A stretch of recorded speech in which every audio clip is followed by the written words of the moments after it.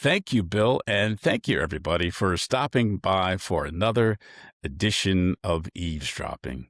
We appreciate you stopping by from wherever you do across the breadth and scope of this great nation, parts of Canada, and parts of Mexico.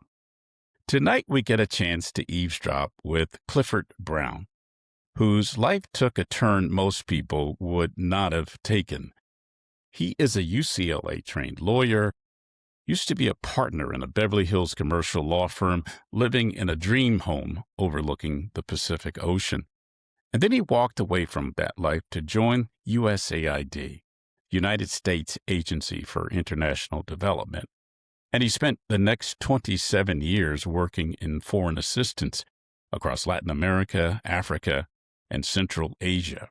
Along the way, he lived through coups, civil unrest, revolutions, corruption scandals, and some of the stranger moral and legal dilemmas that come with trying to do good work in complicated places. His new book, Inside USAID, An Odyssey of Foreign Assistance, is part memoir, part defense of foreign aid, part reflection on what happens when our better angels meet bureaucracy, danger, politics, and human nature. We hope we get a chance to talk about the real world of foreign aid, what USA actually did, why he believes its loss matters, and what 27 years overseas taught him about people, power, and the fragile line between order and chaos. Clifford, welcome to Eavesdropping. Well, thank you. It's an honor to be here, and I'm delighted to have the opportunity to expound on foreign aid, if it were.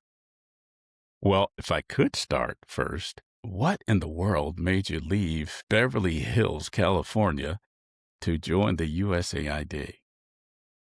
Well, there's a short version and a long version. I'll give you the short version. The last case I worked on was a huge bankruptcy. I was a creditors committee attorney for Continental Airlines non-union workers. There were about 8,000 of them. They didn't have big money debts, but to approve a Chapter 11, you got to have a majority of the creditors. And we had by far the majority of the creditors, even though they had little claims. I spent the last 3 years of my career flying back and forth from LA to Houston. And when the case ended, I had a lot of time on my hands. So I was reading the Wall Street Journal and I came across a little ad that the USAID, that was the name of the agency. Well, it's become the name of the agency. In those days, they just called it AID for aid. It's a cute pun. It means foreign aid, but it's the Agency for International Development. I didn't know what it was, but they wanted attorneys who wanted to go overseas and had another language. I already had Spanish because I had spent a year after college on a fellowship down in Latin America. And I flew back to D.C. and I interviewed with the general counsel, and he had this big world map on the wall, and he had all these little red pins on it. And I said, "What are those pins?" He says, "That's where our attorneys are." And something in me changed. I said, "I got to get this job." I always wanted to use my Spanish in my professional life, but I couldn't do that doing commercial bankruptcy work. I was young enough to be foolish enough to think, "Oh, well, I got enough money now. I can go do something that's going to be more fun." I didn't know that I'd have a second family to raise later, but I look back for many years wondering if I'd done the right thing. But at the same time, the world that I got to start thinking about was far more interesting to me than anything commercial law ever presented. I called the first book Dilettante because I got to dabble in literally thousands of different areas. I had to be knowledgeable about foreign aid law, which is a specialty. It's absolutely useless outside of the agency, but it's a specialty. I had to learn that, and I had to learn procurement law and government ethics rules and a lot of federal rules. But at the same time, I had a kind of a bird's eye view of everything that agency did for 27 years. And it's just phenomenal how many different things they worked on. So that's why I called the first book Dilettante. I guess if I keep talking, it won't be the short version, but that's why I did it. Well, I would presume that the pay at USAID is not necessarily commensurate with that of a Beverly Hills partner in a law firm. That's a safe assumption. I gave up literally 2/3 of my income in 1987 when I started. But even more importantly, my wife, who was a litigator too in LA, she gave up 100% of hers to follow me. And it was a long discussion. Believe me, when I first came back to LA, I told her I wanted to do this. She said, "Well, you go try it out. Maybe me and the kids will come." And they did. And they put us in Nairobi because I spoke Spanish, right? Which made no sense, but it was fabulous. The government provided us with a really nice home there, and we got to, as a bureaucrat, I didn't take my work home with me. I stopped thinking about work when I got home and on the weekends, and we could travel around Kenya. We spent 3 years there when the kids loved the school, and we had a housekeeper, a cook, and a driver. We could afford a lifestyle that was nothing like we had in LA, so we liked it. How old were the kids? I think they were 5 and 7 when we got there, and they were there for 3.5 years. Finally, I got to move back to where I wanted to be, which was in Latin America. I took a job in Honduras, and then I spent 9 years in Central America, and 2 years then in Colombia, in Bogota. And then both kids graduated from high school in Guatemala. We were lucky to get them through all the way through high school. I had 5 years in Guatemala, which is one of the most touristic countries in the world. It's really a colorful place. And the kids went to college. I moved to Nicaragua. At that point, my wife and I separated and eventually got divorced. She's a successful writer now. We're still friends, but she went back to LA and she's a writer there. And I proceeded on to Colombia. I became the deputy director down there. My oldest son never got a medical clearance because he had a bicuspid heart problem, and they put a valve in him later. So they had me on a limited non-career appointment was what it was. So the first 11 years of my life with USAID, I wasn't a career diplomat. But after that, after we went to college, I became part of the regular diplomatic staff of USAID, and I quickly moved up the ladder at that point. They gave me the job as deputy in Colombia, and then country rep to Guinea, and then I ended my diplomatic career in West Africa as a mission director there for Guinea and Sierra Leone. That's impressive. For people who don't really understand, what is it that USAID, what do they really do?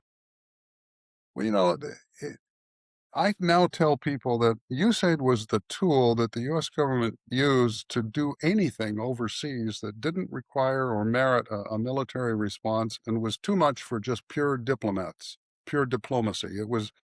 We got people to come there. We typically work through implementing organizations. Now, folks know about the health work and the humanitarian work, but what they don't know about is we did virtually everything else that the U.S. government wanted to accomplish overseas, as I say, that wasn't a military response and wasn't pure diplomacy. So I can just give you a few examples. When the Soviet Union fell apart, we got the job of bringing in accountants and attorneys to train people in the private sector as to how the private sector really works. And so we brought in capital market specialists. We brought in trainers from law firms and from accounting firms, and we rewrote commercial codes for them, and we trained a lot of people in the private sector, all the legal and accounting aspects and the marketing aspects of the private sector. When environmentalists wanted to create a system of national parks in Central America that were contiguous, we got the job of convening the government in meetings, the various governments together, so that they would negotiate a whole system of contiguous national parks. In South Africa, we promoted the anti-apartheid movement, and we had a whole network of human rights defenders. We would help get people out of jail if the white government there had thrown some of the advocates in jail for advocating the end of the apartheid movement, and we were successful in it. The history of USAID goes back to 1961. John F. Kennedy wanted this agency to be created, but it's gone through a whole series of phases, and it kind of depended on what the foreign policy initiative was at the time. Then it was to help countries develop economically, and we have many success stories, Taiwan, South Korea, and others. But later, HIV/AIDS became one of our objectives, and we were helping stop that epidemic, the pandemic in Africa and other places. As I said, we were instrumental in the reform in the former Soviet Union. The list just goes on and on and on. We created entire industries. For instance, in Central America, we had a contractor go down there and he taught farmers up in the mountains of Honduras how to grow onions, and they shipped a container over to Miami as kind of an experiment to see if they would sell at a time when onions weren't being harvested in the US and they didn't look exactly like Walla Walla onions or whatever we were used to at the time. And 10 years later, like 500,000 people are making their living growing onions in Honduras. And then we did that with snow peas in Guatemala, with strawberries, with melons, with cantaloupes, with shrimp farms, with flowers in both Costa Rica. Costa Rica is another success story, a graduate of our program. It just goes on and on and on. And the variety was just mind boggling. So I really felt fortunate to be able to dabble in so many different areas. If you had to, I guess, summarize it, I mean, what is it about foreign aid that most Americans get wrong or have the wrong idea about? Well, one thing that they're consistently wrong about is how much it costs. I'll give you one example that illustrates this. One year, there were two B-1 bombers that went down, one in Texas and one in, I think it was South Dakota. Each of those airplanes, each one cost around $321 million to build in the 1988 dollars. We, at the time, had something called the Development Fund for South Africa. For all of sub-Saharan Africa, the assistance we had was, and this is divided among some 27, 30-odd countries down there, was 520 million. So, those two planes together exceeded the entire budget for sub-Saharan Africa. And our foreign aid budget is a minuscule drop in the bucket compared to our entire federal budget. And yet, the return on that money is vastly, vastly higher than anything that we would get by investing in other kinds of military equipment. I saw one estimate recently that every 2 weeks we recover the entire amount we spent on the Green Revolution. And that was another initiative that popped up in the 70s to drastically reform the productivity of the agricultural sector in a host of different countries like India and Southeast Asia and other places. We were at the time panicked about the population growth and the fact that the food supply wasn't going to keep up with them. But the money we spent on developing new strains of rice and corn and other things, we recover that almost every 2 weeks now. Well, your work across for 27 years across the USAID obviously spanned different administrations. Was there any noticeable difference in the treatment of USAID? Yes, every time we got a new administrator, they always had to improve something. So that meant a reorganization of some sort. So with that, and there was this perennial flower that popped up, which was, why don't we merge USAID into state? When it was first created, Kennedy was pretty adamant that it'd be separate because we had long-term goals. And if we were going to be subject to the political whims that influenced the foreign policy on a year-to-year basis, or like in the State Department, they were rightly concerned that we wouldn't be able to properly bring these long-term programs to the ground and actually make them successful. But that flower never died. It popped up all the time. Every time there was a new administration, they had to do something very different. And we would get a whole host of new political appointees to lead the agency. And I suppose this goes on in other federal agencies too. But every time you get new people, they got to say, well, I'm going to do it way better than my predecessor. So I'm going to change a whole lot of what you've been doing.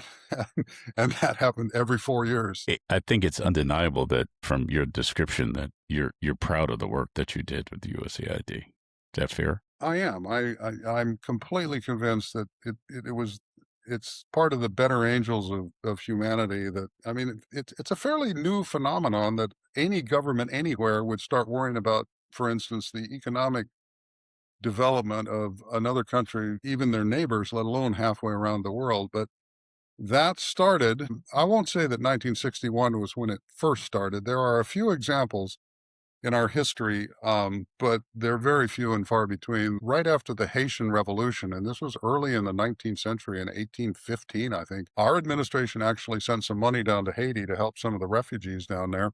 But we got involved systematically, really, well, in the 1920s, there was a famine in the Volga River, and Herbert Hoover, who's famous for other reasons, before he became an FBI chief and later the president, he was running famine relief program. It was quite successful. And then in the Marshall Plan after World War II, we helped rebuild Europe. and that was a major success. Also, when we occupied Japan, we helped Japan reconstruct its infrastructure, and that became very successful. These are sort of ad hoc efforts that became much more systematic once the UN was founded. The UN itself has what's called the UN Development Agency. And then starting in the 60s, we were the first one, but then other countries started to set up these foreign aid agencies. So now you've got them in virtually every Western country, like Britain, Germany, France, Japan, Australia, New Zealand. Even China now has an agency for doing foreign aid. But this business of assisting neighbors that are not your own citizens, there's a reason for it, and that is that we benefit from it. It doesn't Yeah. help us to have extremely poor neighbors, for instance, just south of us. It helps us if they develop economically. Would you say it also helps our own national security? Absolutely. And there was a time when, well, for most of its existence, USAID has been considered one of the components of national security. Together with the military, it's way cheaper to prevent a war or prevent a civil conflict than it is to go in with soldiers later. When I was a country rep to Kyrgyzstan, we had a woman down in South Kyrgyzstan who was so tiny that she appeared to be, if she dressed up with a burqa, she could go places where they wouldn't allow adults to go. So she could get into events and other things in Uzbekistan, which was the neighboring country in the Fergana Valley. And she could go places by herself and bring back a lot of information about what was on the ground, what they needed, and what had to be done. Then she took a job in Afghanistan. And the same woman, to do the same job, had several Hummers and 35 U.S. troops drive around with her to protect her as she was doing essentially the same kind of work. So when you got a war going on, the cost just goes astronomical. It's insane. And that's saying nothing about the weapons you blow up in the meantime. Well, speaking of Kyrgyzstan, you mentioned in your book that your wife was abducted in Kyrgyzstan in connection with your work. Yeah, I don't use her names. It was a traumatic event, but she was my Russian tutor. I went there. I told you I got divorced Yes. after Guatemala. She was my Russian tutor, and then I discovered she spoke English, and I didn't know that for the first week when I was taking lessons from her. And then I learned that she was a concert pianist before the Soviet Union broke down. We started dating, and 21 years later and 3 children later, we're still together. My Russian tutor. In the Soviet Union, they didn't really have borders, and these countries in Central Asia didn't really expect to be independent, didn't ask for it. They were just informed, Merry Christmas, you're independent. The subsidies are over. And about a year later, they started to take it seriously, and eventually they set up real borders and started metering things like water that's coming down irrigation ditches and electricity that's going through the wires, and putting in place customs posts and immigration passages. But they were still smuggling electricity north when I was there. And Kyrgyzstan, because they have a lot of mountains, they have a lot of hydroelectricity. And the guys that took over the energy department in Kyrgyzstan figured out that they could get paid under the table for letting these customers up in Kazakhstan and Russia buy electricity off the grid. And so I was speaking out about that. And I was talking to other donors. I was talking to the World Bank, the IMF, Asian Development Bank. Some of my conversations, if I were to do it again, I would be more discreet about where and when I said what, because Yeah. I was interviewed on a local television show and I revealed that I had married a Kyrgyz woman. And a week later, we're getting ready for the Marine Ball, which is an annual party that all embassies have every year. It's to celebrate the birthday of the Marines. And we were getting ready for the dance, and she'd went out to get her hair done. And when she came back and tried to get in the car and did get in it, and 3 boys with guns jumped in and grabbed her and pulled her into the back seat and took her out of town. They said, we're not going to hurt you, elder sister, but your husband owes our boss money. And I didn't know anybody anything. Nobody ever asked me for anything. I wasn't doing business there. Wow. That evening, they tied her up and they put her in an irrigation ditch, and she saw a little boy with a cow. He was driving a cow with a stick, and she hollered at him, and he came over and untied her feet. She called me, and all she could say was, I had an accident. That was the end of my career in Kyrgyzstan. That night, we spent the whole night in police stations And then they promptly whisked us north to Almaty in an armored vehicle. We couldn't come back to pack out our stuff. It was the end of the embassy basically said, for your own safety, we're getting you and her out of the country. So we came back to DC. But that was not the end of your service, was it? No, I took the job in Guinea because for me it was a promotion. I wanted to live near the ocean. And also I got to return to Africa, which I became very fond of when I had been in Nairobi, and I wanted to see what the West Side would be like. Our guest is Clifford Brown. Clifford, what then happened to USAID? I think it was a political stunt. Elon Musk, perhaps the man had some grudge against us because he was a young white African when we were supporting the anti-apartheid movement in South Africa. Perhaps he and his boss or quasi-boss really believe when they say that USAID was a corrupt organization. It's total nonsense. I mean, we could spend a long time. We could spend a whole half hour talking about whether USAID was corrupt or not, but I'm here to tell you, I gave up 2/3 of my income to join that agency. They had a whole bunch of former Peace Corps people. These were very dedicated people that wanted to do what they were doing. And yeah, there were a few bad apples, but no more than in any federal agency. And what we were doing was we believed in it, and we weren't there to steal money from the US taxpayer. But anyway, Elon Musk, they destroyed it all. And tens of thousands of people, because not just aid, but all these implementing organizations that we would use to implement these programs, and thousands of overseas employees. Every mission I was in had far more local staff than American staff. All these people are out of a job now. And you have PhDs now driving food trucks and other people that are putting cheese in bags at supermarkets and doing things that, these are really dedicated, highly trained professionals, and they're all out of work. But more importantly, the U.S. doesn't have this tool anymore. So I hope it comes back. I got to believe that we will at some point realize that was a crazy thing to do, but we destroyed it. I think it was a political stunt. Does the State Department now, did they step in and continue the programs at all under the auspices of that agency, or are they just gone for? I know you don't hope they're for Most good. of the programs are done, but some of them were picked up by state. And then there are a few people from USAID who then went to work with state to keep those programs running. But the damage they did, and I say this as a former bankruptcy attorney, what they did was insane from a cost standpoint.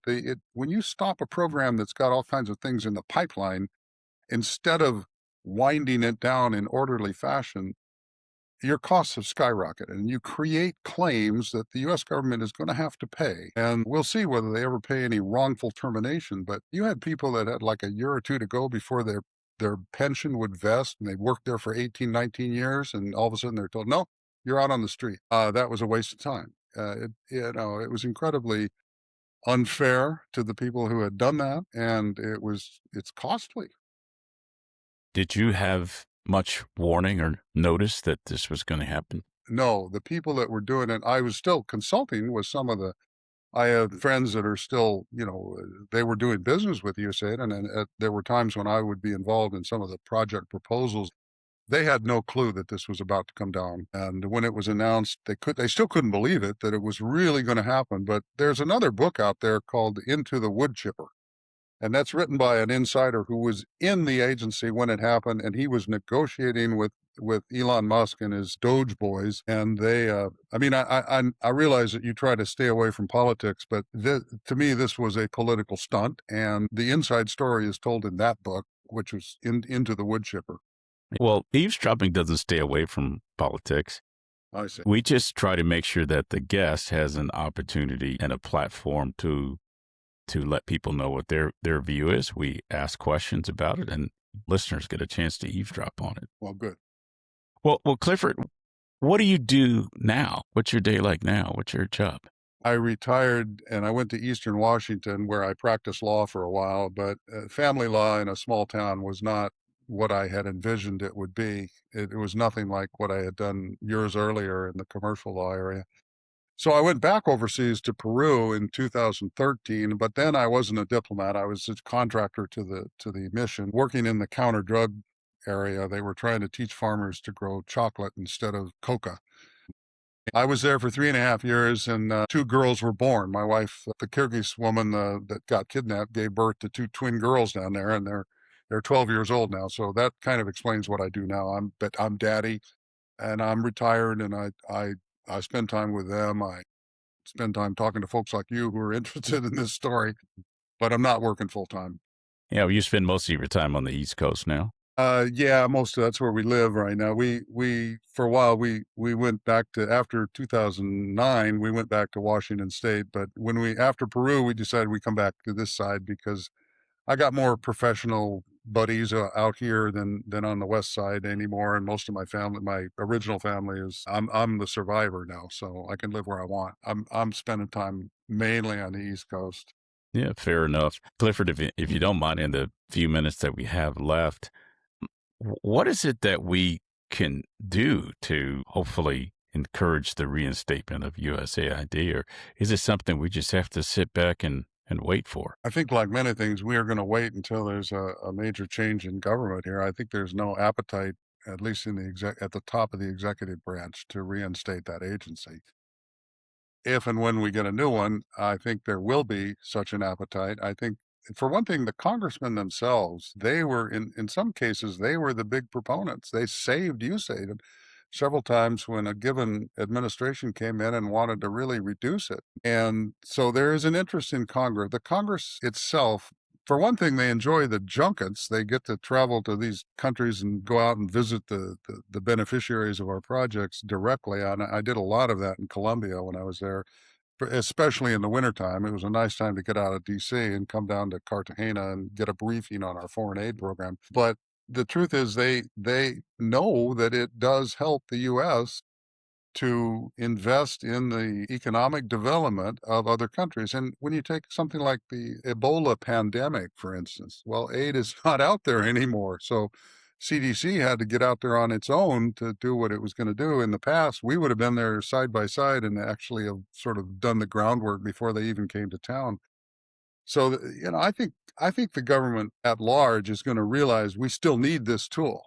So I'm hopeful, and the other donors are still active, and so the implementers are doing what they can to kind of get work from the other donors. But the whole business of trying to assist people on the other side of the border is not going to go away.